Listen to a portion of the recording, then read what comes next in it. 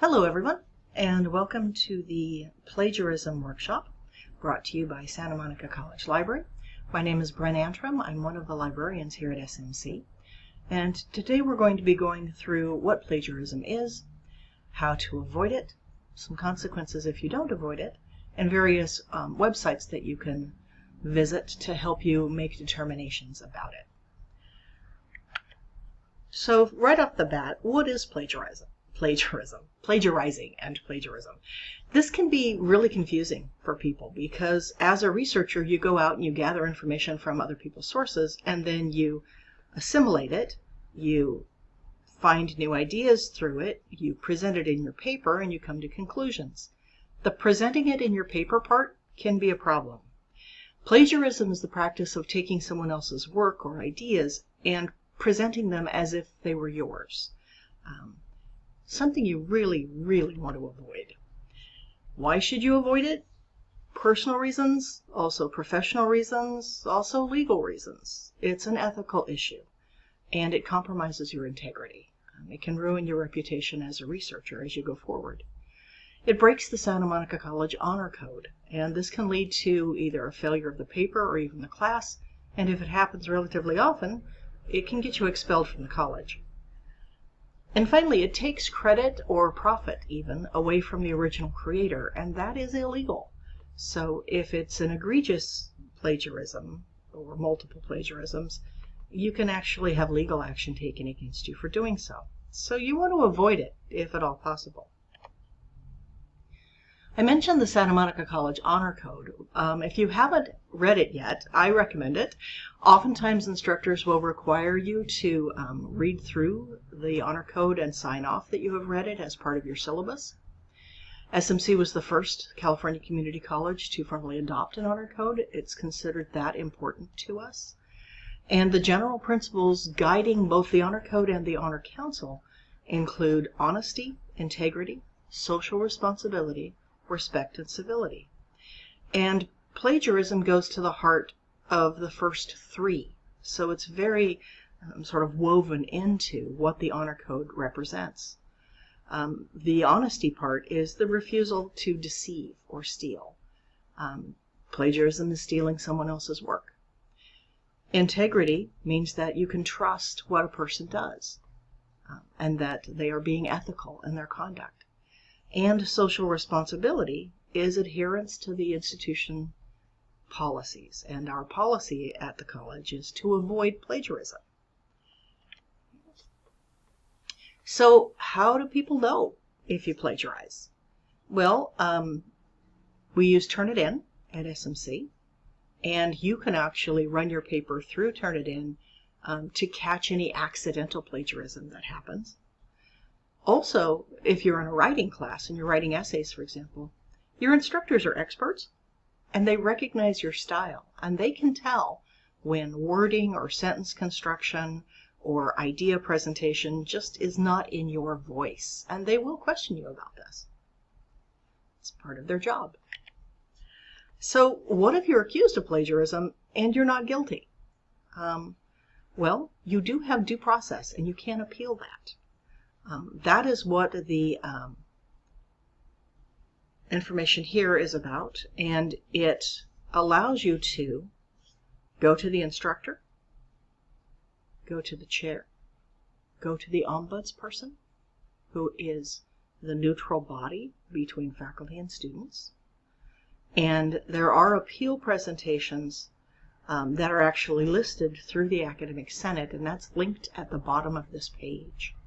The procedures for a hearing are also found at the SMC Honor Council Hearing Board's website. And if for any reason this link doesn't work, because with the website redesign, sometimes the links are a little wonky, Google SMC Honor Council Hearing Board and you'll get there. Okay. Further information on what exactly plagiarism is are found at both plagiarism.org and Student Lingo. And Student Lingo is a resource from SMC that walks you through various lessons and role-playing and various things that help you figure out whether something is or is not plagiarism. Now, plagiarism is a really broad term, and there are a lot of different kinds of plagiarism within that. So I'm going to move my little window over here for just a second so you can see all of these. Some of them are severe, some of them not so severe. So the types of plagiarism are verbal, patchwork, paraphrasing, global, and self. And what that means is right over here on the right. Global plagiarism is literally taking a chunk of somebody else's work and sticking it in your essay or your speech as if it was yours. And that is severe plagiarism. That's the worst kind of plagiarism.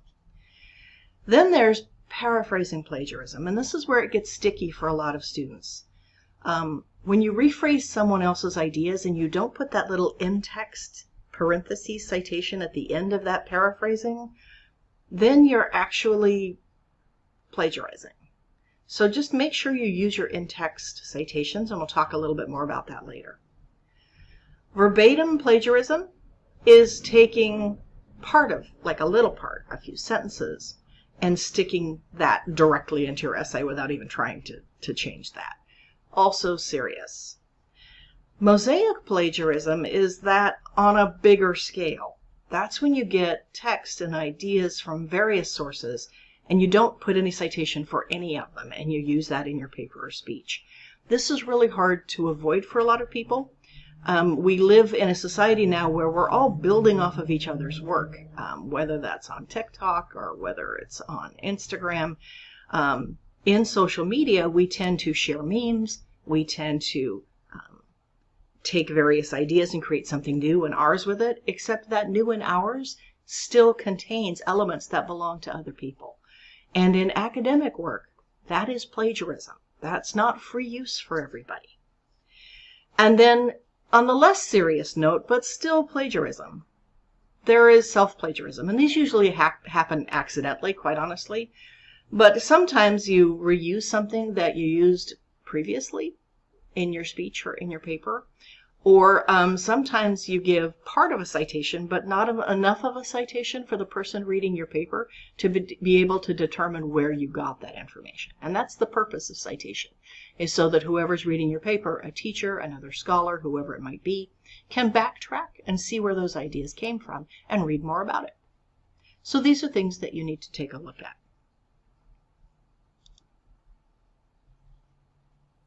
I'm afraid some of you may have relaxed too much and didn't actually write your own papers. In fact, I believe a certain few of you took almost everything right off the internet. Worried you might be him? Then you should definitely keep watching. Hi, I'm Jessica from Scribber, here to help you achieve your academic goals. Plagiarism is when you use someone else's words or ideas without crediting the source and pass it as your own. It's okay to use others' words and ideas, but you have to cite them. Committing plagiarism might save you time for a short while, but it comes at a high price. Depending on your institution's rules and the type of plagiarism, you might fail your course or even get suspended or expelled from your university. And no one wants that, right?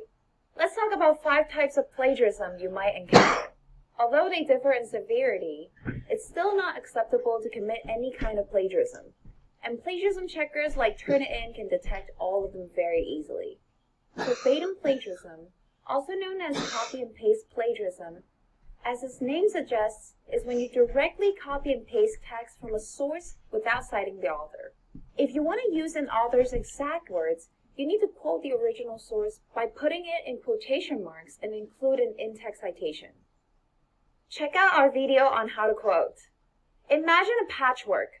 You take different pieces of cloth and make it into a whole.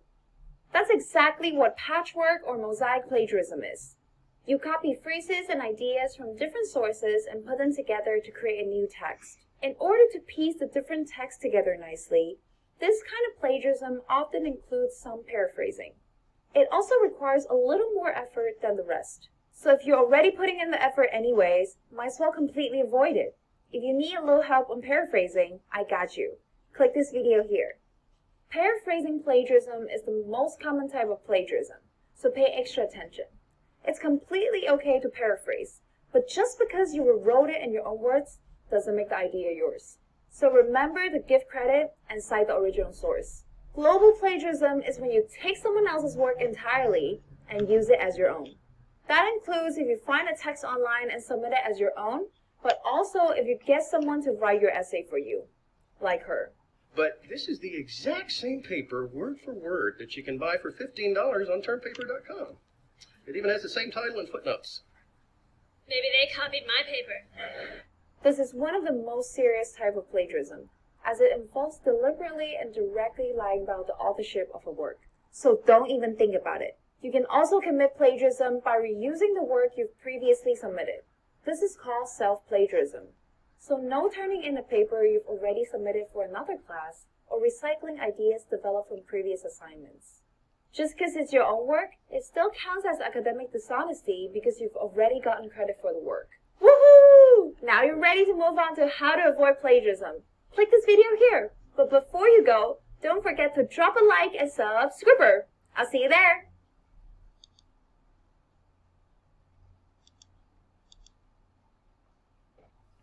Little glimpse into my life there. So, how do you avoid it? Let me scooch this over to the side again. If we were in a classroom in person, I would be walking back and forth in front of you at this point. So you avoid plagiarism by first understanding what it is, then taking steps to avoid it. And those steps include keep track of where you got your information. Cite your sources properly, both in text, in parentheses, and in your works cited or reference listing. Those two are connected. Always cite a quote or paraphrase. Present your own ideas. Don't just rely on other people's. And use plagiarism checkers.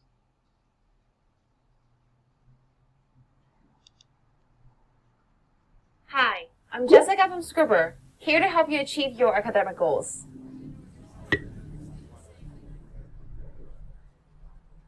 Pretty relatable, huh? So you know what plagiarism is. Oops. Let's try that again. I had a small outage.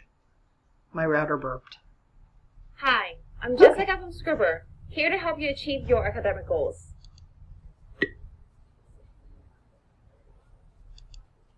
Pretty relatable, huh?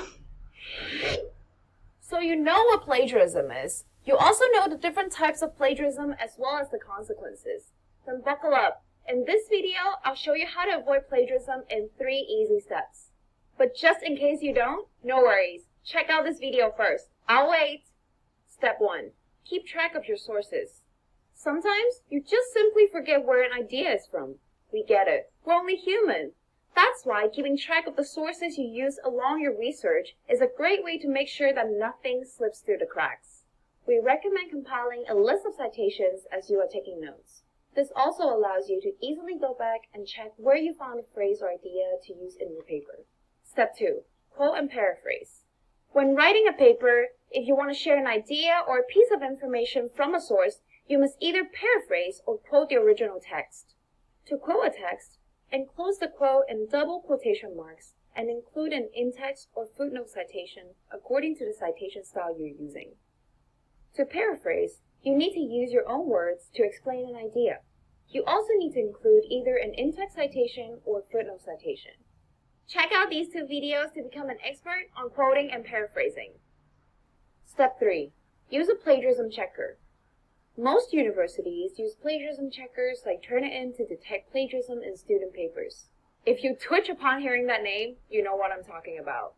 Using a plagiarism checker before turning in your paper will help you to detect accidental plagiarism and understand plagiarism better.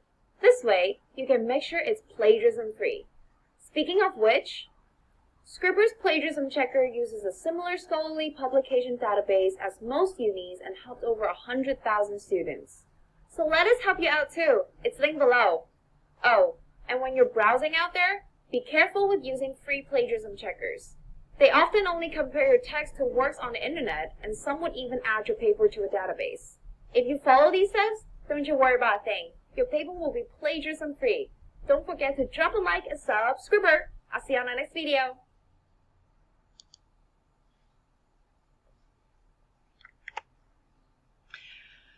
So you're doing your best to avoid plagiarism. How do you decide what to cite and what not to cite when it feels like everything that goes into your paper is something that you read about in someone else's work? Well, always cite if you're quoting something, when you're taking the exact words out of someone else's text and using it in yours.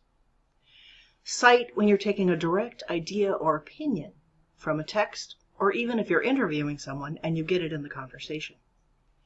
If you're paraphrasing, putting someone else's ideas in your own words and not adding your input into it, put a citation.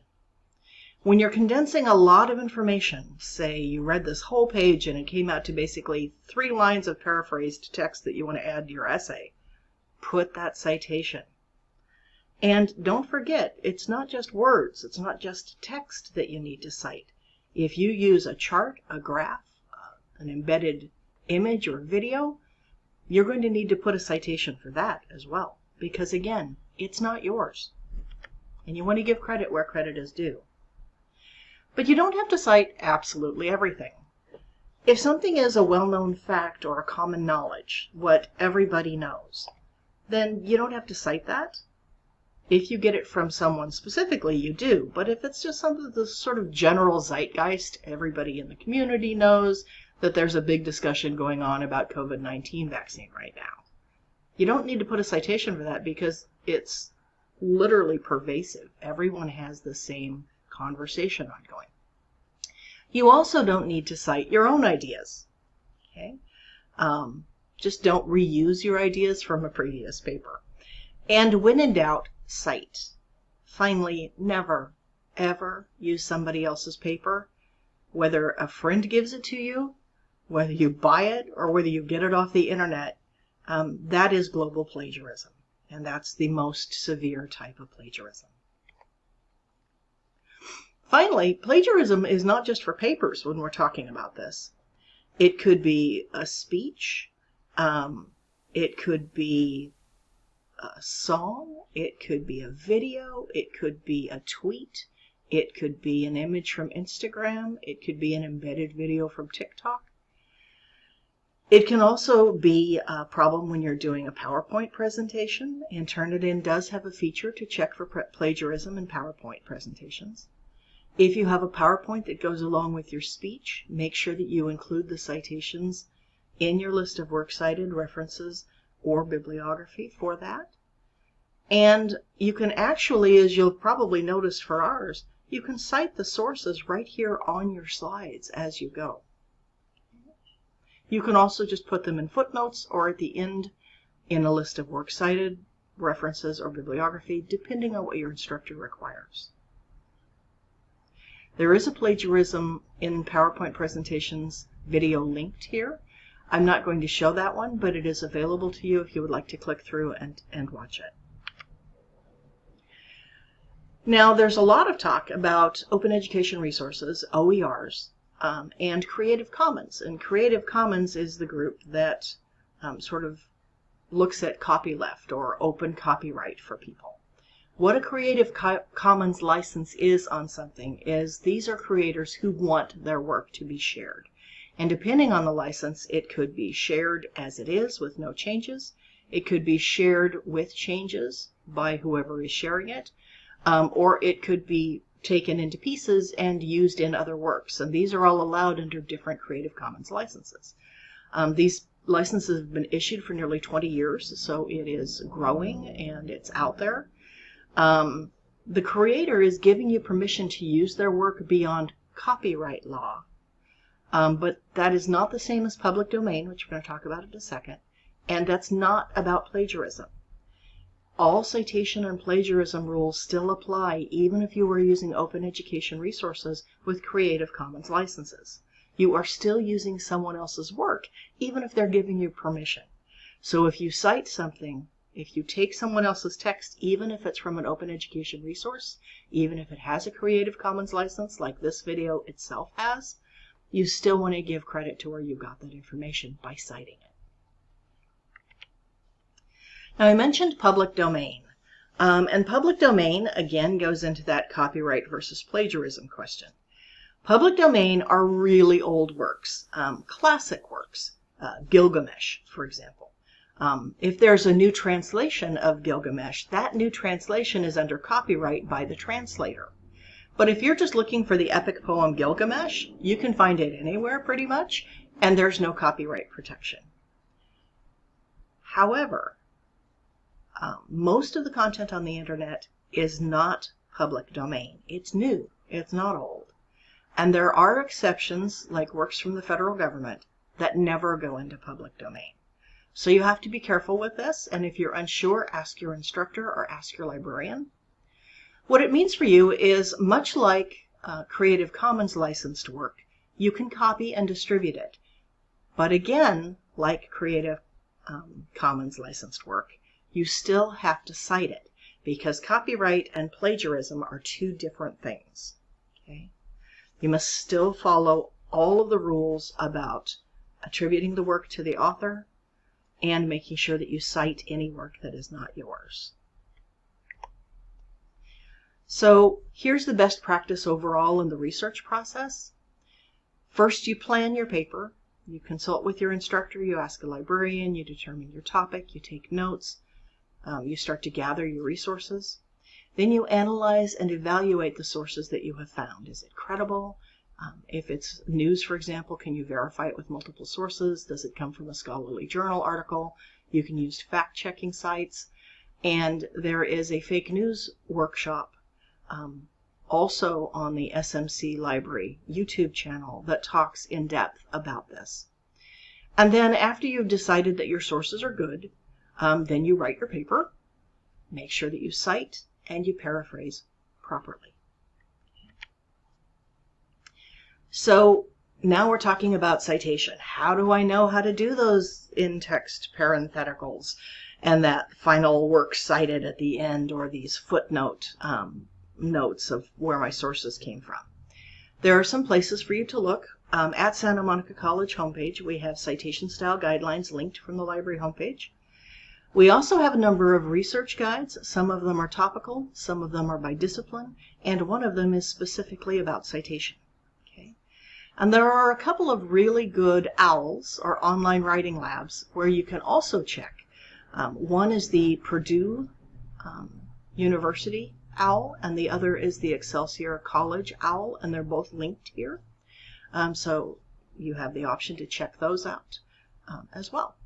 We also have a Library 1 class, which is a 1-unit, 8-week UC and CSU transferable class that goes in depth on both the resources that Santa Monica College offers and how to cite them correctly using Modern Language Association or MLA citation style. If you need more help when you're doing your citing, we also have sample citations on those live guides, those resource guides. So let me move me out of the way. And this is what the Introduction to Research Library Guide looks like. And under it, when you click on, for example, MLA style, there are sample citations for how you deal with different types of resources, different types of authors, different ways of delivery, even different types of websites that they come from. The Excelsior and Purdue OWLs are also very good for this. So where can you find more information about plagiarism? Under the Introduction to Research guide that we just looked at, there is a link for academic integrity and plagiarism. The Excelsior Online Writing Lab has an Avoiding Plagiarism module, and the Purdue Online Writing Lab also has a plagiarism module. And like anything, the more familiar you are with it, the more easily you can recognize it in your own work and avoid accidental plagiarism. And finally, some more videos. Again, I'm not going to show you these, but they are available for you to check out on your own. They're in Student Lingo, which we mentioned earlier. There is an Academic Integrity Do's and Don'ts overview and scenarios. And on YouTube, How to Avoid Plagiarism in 5 Easy Steps. Throughout the research process, moving me over just a little bit. Again, I'm walking back and forth in front of the classroom virtually. If you take a look at the library homepage, in the middle, underneath the databases, is Ask a Librarian. This is 24/7 research assistance help. During the times when our library would normally be open, so Monday through Thursday, Friday, a little bit on Saturday, you'll be talking to an SMC librarian. But even if it's not during that time, say it's 10 o'clock at night on a Saturday and you desperately need help because you're working on your speech or your paper, you can go to Ask a Librarian and it will connect you with a college or university librarian from the international consortium of which we're a part. So when you go to Ask a Librarian, you will always talk to a college librarian and they can help you. If you are getting extra credit for this particular workshop, you'll need to give your instructor a code word, and the code word for you to get that extra credit is citation.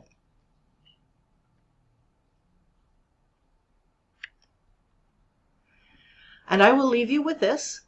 As you go forward in your attempts to ensure that your work is your own, is credible, is trustworthy, and does not accidentally use the work of others without giving them credit, there is a plagiarism knowledge quiz that you can take, and that is linked here if you would like to do that. I will come back to this, but I want to show you what it looks like when you have an end works cited. These are all of the sources that were used in creating this PowerPoint. And if you create a PowerPoint using the work of other people, this sort of information should follow your PowerPoint. I wish you the very best, and if you have any questions, please ask a librarian.